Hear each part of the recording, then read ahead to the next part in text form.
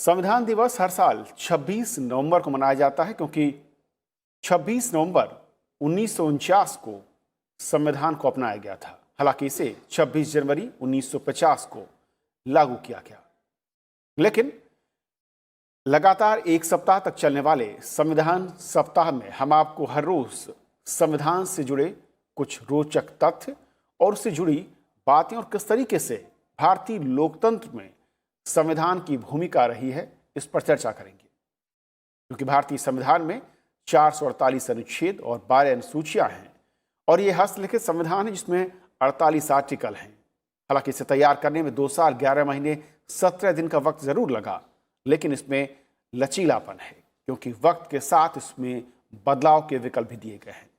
लेकिन आज अपने इस कार्यक्रम में समझेंगे कि असल में एक बड़े लोकतांत्रिक देश भारत में किस तरीके से संविधान की भूमिका रही है। अब तक के सफर में किस तरीके से अलग अलग संस्थाओं, राज्यों और व्यक्ति के तौर पर अधिकारों को देखें या उसकी विकास यात्रा को, उसमें संविधान किस तरीके से हर वक्त साथ खड़ा हुआ नजर आया है। और जहां पर भी इसमें बदलाव, संशोधन की जरूरत महसूस हुई है, समय समय पर इसमें वो बदलाव भी किए गए हैं।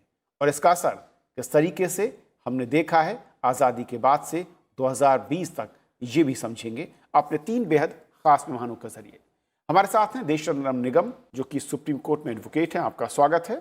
हमारे साथ चक्षु राय जी हैं जो कि PRS में आउटरीच कार्यक्रम के हेड हैं, आपका स्वागत है।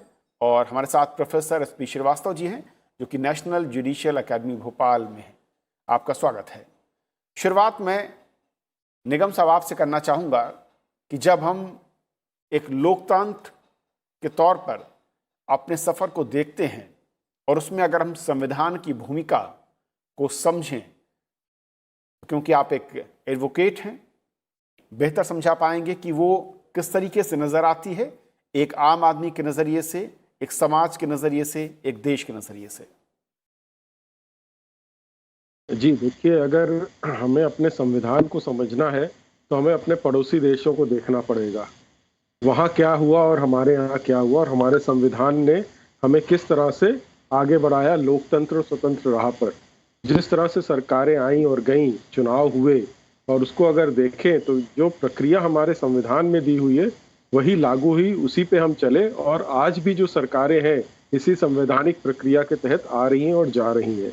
कहीं कोई डिक्टेटरशिप नहीं हुई, कहीं किसी तरह का, हाँ एक काला अध्याय इमरजेंसी का जरूर आया, लेकिन जनता सशक्त थी, उन्होंने उस बात को, सरकार उस वक्त बदल दी थी, तो आगे आने वालों के लिए एक पाठ भी पढ़ा दिया था कि इस तरह का कोई आप खेल या खिलवाड़ ना करें राष्ट्र के साथ। देखिए, कोई भी जो अच्छा संविधान बनता है तो वो क्या करता है कि वो राष्ट्र की एकता और संप्रभुता का रखवाला होता है, वो उसका बचाव करता है, उसके बारे में बताता है, अपने नागरिकों की रक्षा करता है, उनके अधिकारों की रक्षा करता है और मूलभूत अधिकार देता है और मूलभूत दायित्वों का बोध कराता है। और 3 जो अंग हैं हमारे राष्ट्र में, सरकारी अंग हुआ या आपका न्यायपालिका हुई या संसद हुई, उनके अधिकार क्षेत्र बताता है, उनके ऊपर संतुलन और नियंत्रण दोनों ही रखता है, चेक एंड बैलेंसेस रखता है। स्वतंत्र न्यायपालिका देता है, स्वतंत्र आपको संसद भी देता है और सरकार भी स्वतंत्र रहे कानून के दायरे में कार्य करने के लिए।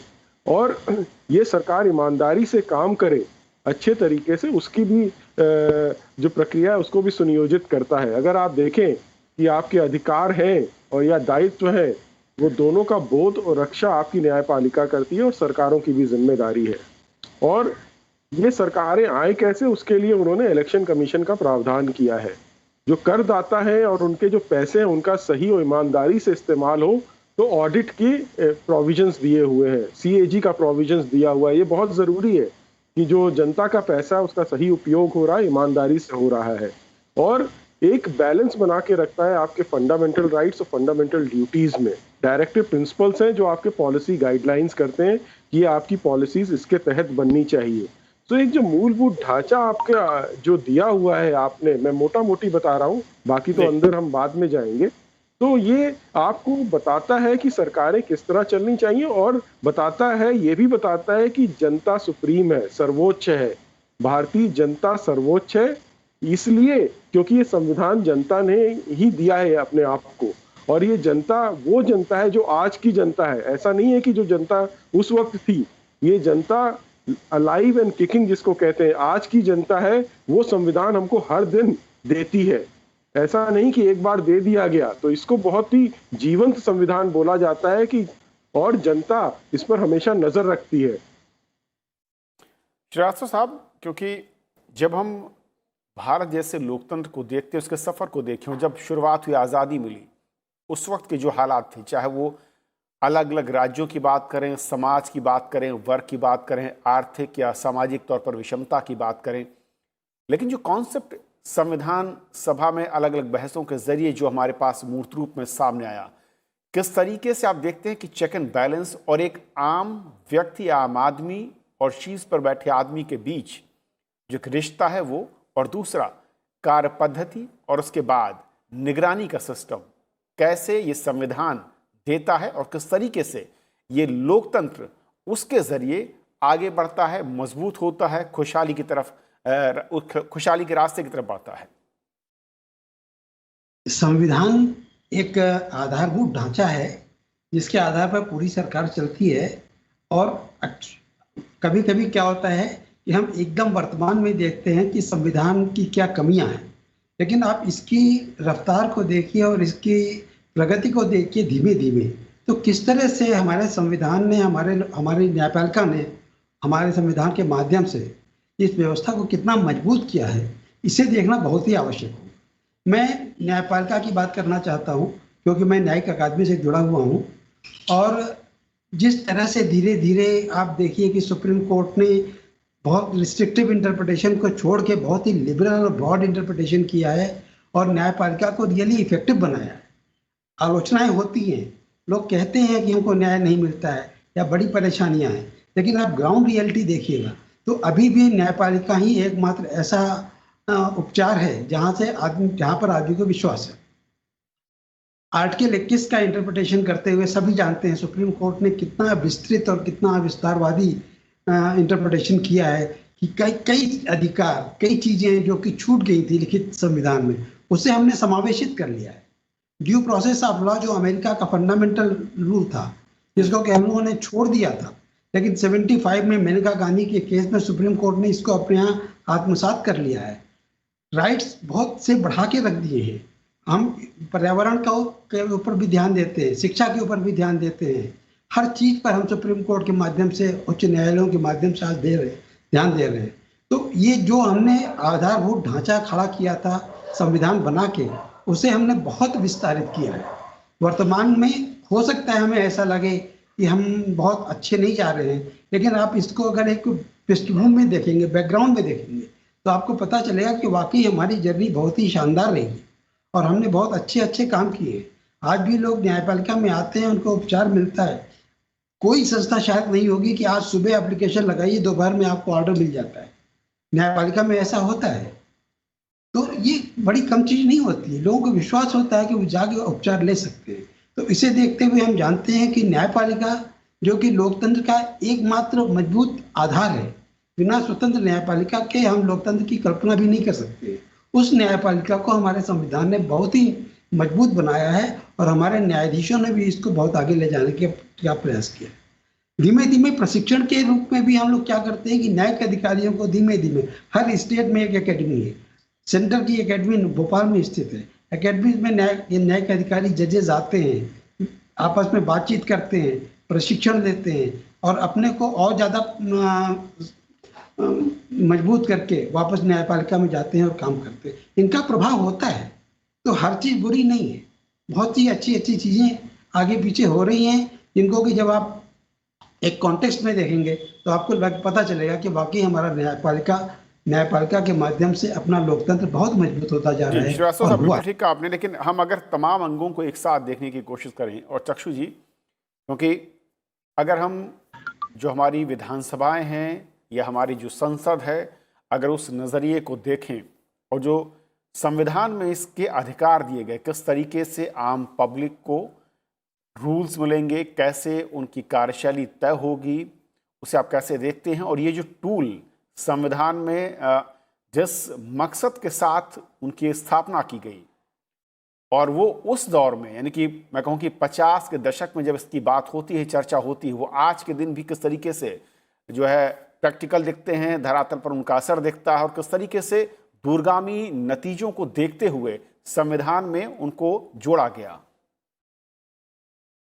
रविंद्र, आपने जो बात रखी है उससे मैं बहुत सहमत हूँ।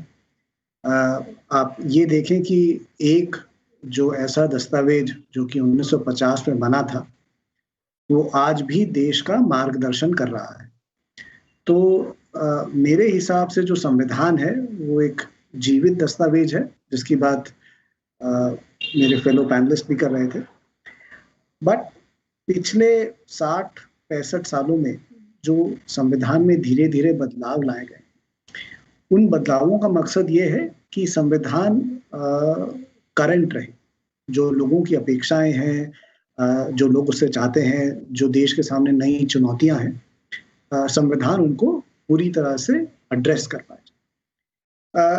आपने विधायिका की बात करी और श्रीवास्तव साहब उससे पहले न्यायपालिका की बात कर रहे थे। संविधान एक भूमिका बांधता है, और वो भूमिका ये है कि न्यायपालिका, कार्यपालिका और विधायिका, इन तीनों में एक थोड़ा सा ये एक दूसरे के साथ काम करते हैं अपने अपने अलग अलग डोमेन में। और हमारे संविधान ने पूरी कोशिश करी है कि ऐसा संविधान बना कि न्यायपालिका के पास, कार्यपालिका पास और विधायिका के पास अपना अलग अलग क्षेत्र हो काम करने का, और एक दूसरे के क्षेत्र में इंटरफेयर ना। जो कानून बनाने की प्रक्रिया है, कानून बनाने की प्रक्रिया हमारे संविधान ने दो तरह से स्पष्ट करी। एक कि जो कानून बनेगा उस बनाने की प्रक्रिया क्या होगी, किस तरह का बहुमत चाहिए होगा, क्या अगर दोनों जब सदन, राज्यसभा और लोकसभा किसी चीज पर सहमत नहीं होंगे तो उस सहमति को लाने के लिए क्या प्रक्रिया रहेगी, अगर संविधान को बदलना हो तो उसके लिए क्या प्रक्रिया रहेगी। संविधान को बदलने के लिए संविधान एक थोड़ा सा उसमें एक चेक ये भी डाला गया कि सिर्फ लोकसभा की अगर बहुमत हो और जॉइंट सेशन बुलाकर आप संविधान को नहीं बदल सकते हैं, ये डाला गया। राज्यों को ये फ्रीडम दी गई कि अगर उन्हें एक दूसरा सदन चाहिए तो वो कर सकते हैं, और अगर उन्हें दूसरा सदन नहीं चाहिए तो वो दूसरे सदन को हटा भी सकते हैं, ये भी किया गया।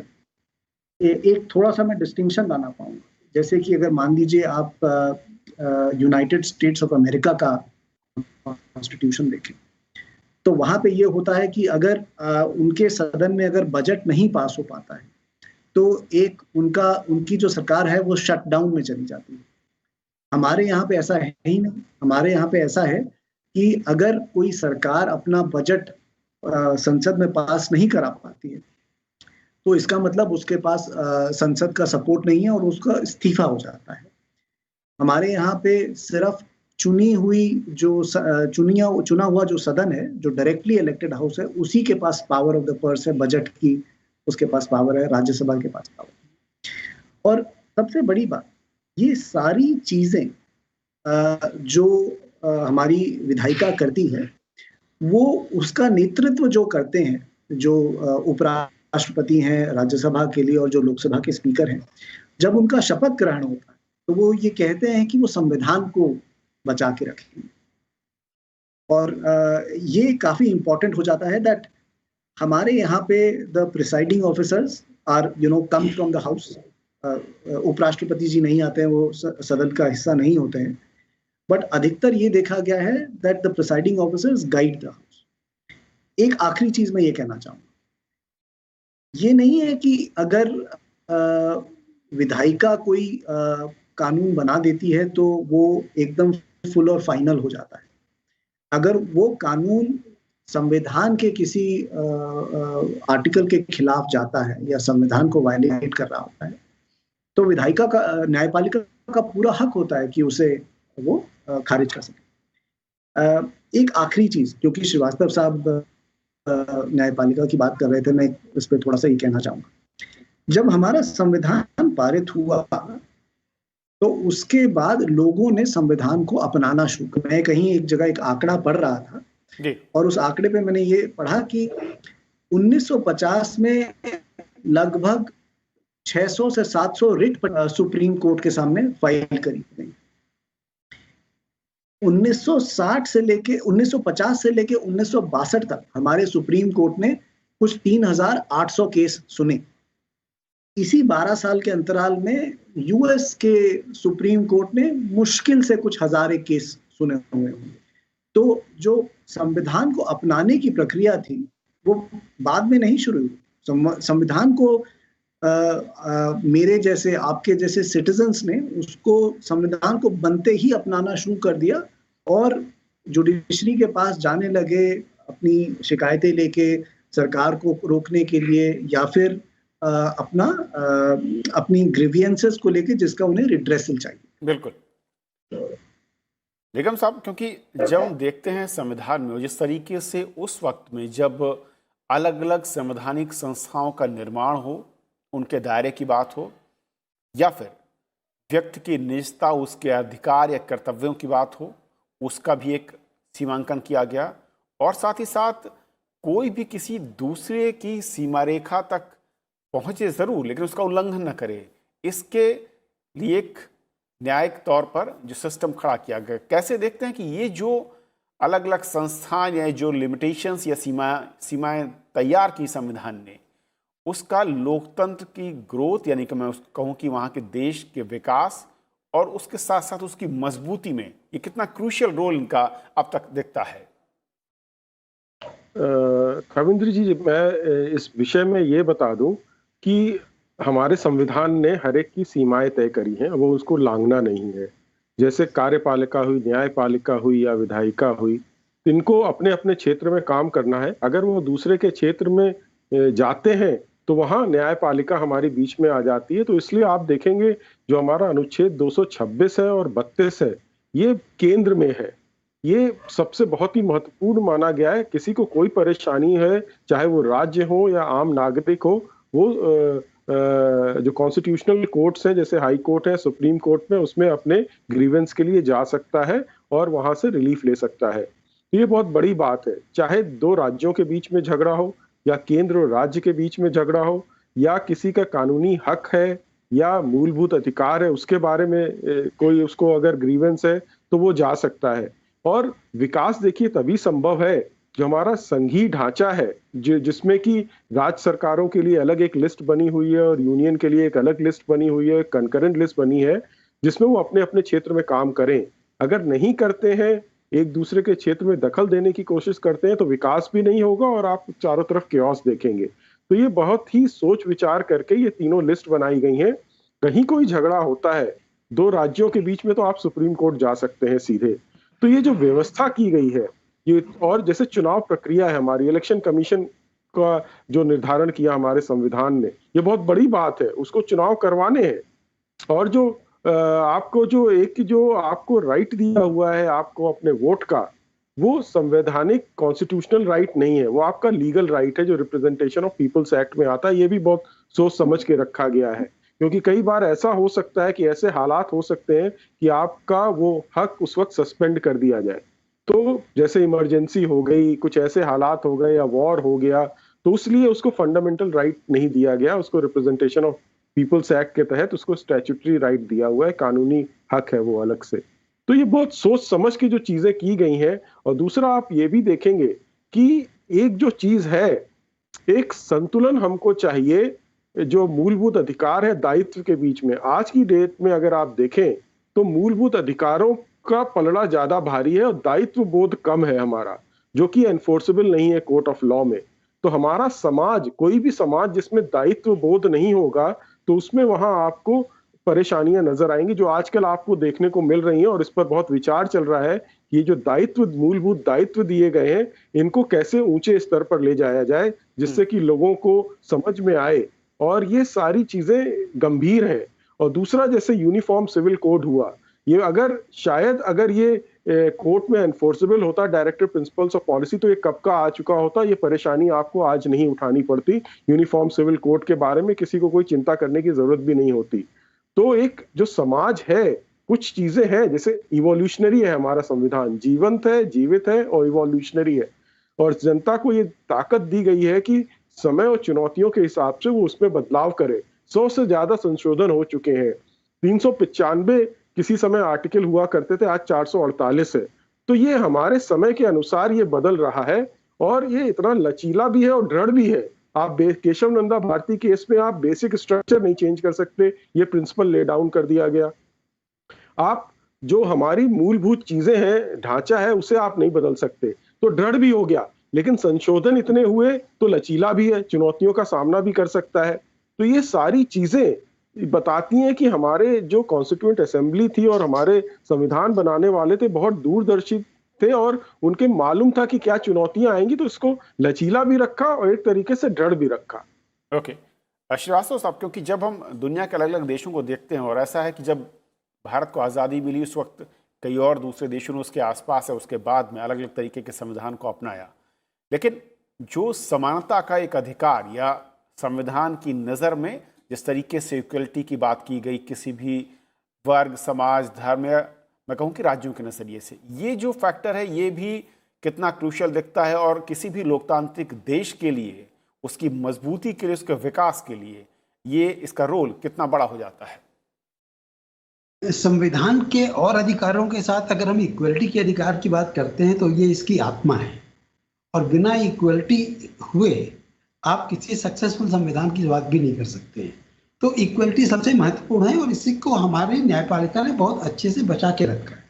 जब कभी भी इक्वलिटी के अधिकार का हनन हुआ है, कोई भी आदमी स्ट्रेट वे सुप्रीम कोर्ट जा सकता है आर्टिकल 32 के तहत या हाई कोर्ट जा सकता है आर्टिकल 226 के तहत, और इसको जब भी कोई सुनवाई होती है तो इसको सबसे ऊपर का दर्जा दिया जाता है।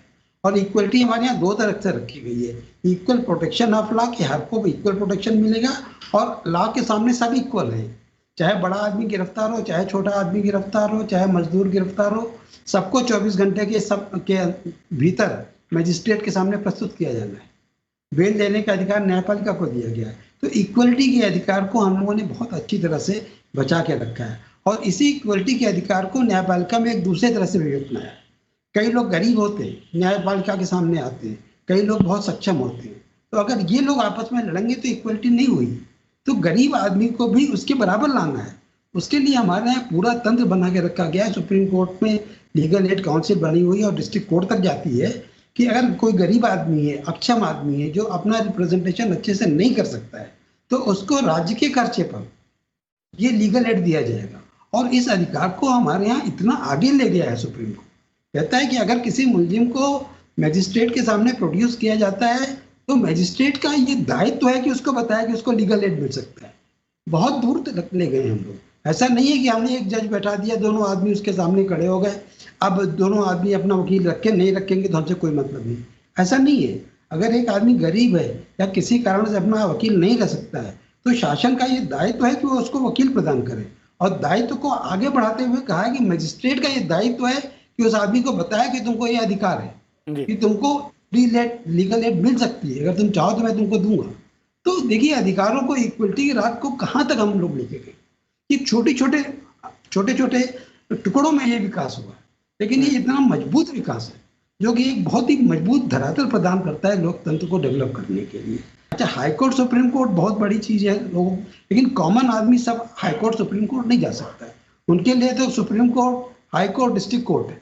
वहां पर ये देखना जरूरी है कि आदमी को इक्वल प्रोटेक्शन मिल रहा है। और शायद इसके लिए प्रावधान जो किए गए संविधान में कि किस तरीके से अगर अदालती मसले हैं उसमें क्या राइट हैं और किस तरीके से आम आदमी उसका लाभ उठा सकता है।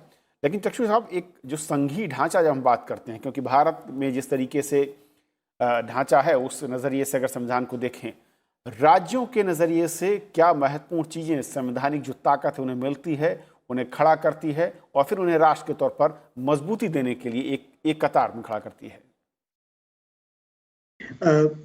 कविन साहब, जब देशरत्न निगम जी अपना ओपनिंग रिमार्क्स दे रहे थे तो उन्होंने संघीय ढांचा के ऊपर थोड़ा सा टच किया था और उन्होंने बताया था कि संविधान में 3 लिस्ट होती हैं जो कि ये बताती हैं कि राज्य सरकार किन चीज़ों पर या राज्य की विधानसभाएं किन चीज़ों पर कानून बनाएंगी, केंद्र सरकार किन चीज़ों पर कानून बनाएंगी और उनका तालमेल क्या रहेगा। और ये तालमेल की बात इस संघीय ढांचे में काफ़ी इम्पोर्टेंट हो जाती है।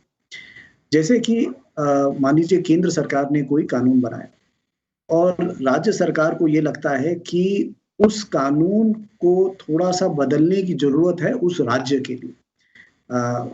कोविड के समय पे हमने देखा था कि कुछ राज्यों ने जो लेबर लॉज थे उनको अपने राज्य की अनुसार थोड़ा सा अमेंड किया था। तो एक ये भी फ्लेक्सिबिलिटी है संघीय ढांचे में कि अगर केंद्र सरकार का कोई कानून आता है और राज्य सरकार उसमें थोड़ा सी तब्दीली लानी चाहती है तो राज्य सरकार उसमें तब्दीली ला सकती है, विधानसभा से पास करा सकती है और उसके बाद राष्ट्रपति जी उसकी अनुमति दे सकते हैं। तो एक ये भी। दूसरा, जब संविधान हमारा बना था तब एक ये गारंटी थी कि जो टैक्सेशन की, स्टेट की जो टैक्सेशन की पावर होगी वो स्टेट के पास रहेगी। बट जब आपसी तालमेल था, सभी लोगों ने उस पर बाईपार्टिजान सपोर्ट था, तो ये भी देखा गया है कि जो हमारे राज्य हैं उन्होंने अपनी टैक्सेशन पावर एक यूनिफाइड बॉडी को की तरफ दे दी है। जो 2017 में जब जीएसटी का संवैधानिक संशोधन आया था उसने यही किया कि सब लोगों ने अग्री किया कि भाई एक जीएसटी काउंसिल होगी, पूरे राष्ट्र के लिए एक टैक्स एरिया होगा और राज्य उसके साथ अग्री कर। और हमारे राज्यों के पास एक ये भी है कि अगर उन्हें कभी लगता है कि वो किसी एक केंद्रीय कानून से सहमत नहीं है तो वो उसमें बदलाव भी ला सकते हैं। अब वो बदलाव पारित हो और राष्ट्रपति जी उसे स्वीकृत करें ना करें वो एक अलग बात है, बट राज्यों के पास रेजोल्यूशंस पास करने की पावर है। राज्यों के पास पावर है कि वो ये कह सकें कि उन्हें किस तरह का कानून चाहिए। और हमारा संविधान, जो केंद्र सरकार जो टैक्स कलेक्ट करती है उसका भी एक पोर्शन राज्य सरकारों को भेजता है। तो एक ये काफी कॉम्प्रिहेंसिव रजीम है। एक कविंद्र साहब, मैं एक छोटी सी बात और कहना चाहूंगा। देश रत्न निगम जी ने एक चुनाव की बात करी थी कि वोटिंग एज अ राइट। अगर आप हमारा संविधान देखें और आप यूनाइटेड स्टेट्स का संविधान देखें तो जब हमारा संविधान पारित हुआ था उसमें महिलाओं को, आपको और मेरे को, सभी को वोट करने की पावर थी। यूनाइटेड स्टेट्स के संविधान में तो काफी समय बाद 1920 के करीब महिलाओं को वोट करने की आजादी मिली। हमारे संविधान में जो वोटिंग एज है उसको 1985 में लोअर भी कर दिया गया कि भाई पहले 21 साल थी, फिर उसको 85 में 18 साल कर दिया गया। यही हमारा संविधान है जिसने जो कुछ कम्युनिटीज हैं जिनको ज्यादा सपोर्ट चाहिए, जो सोशली बैकवर्ड कम्युनिटीज हैं, उनका अभी रिसेंटली पिछले 4-5 सालों में संवैधानिक उनको प्रोटेक्शन देने के लिए चीजें पास करें। एक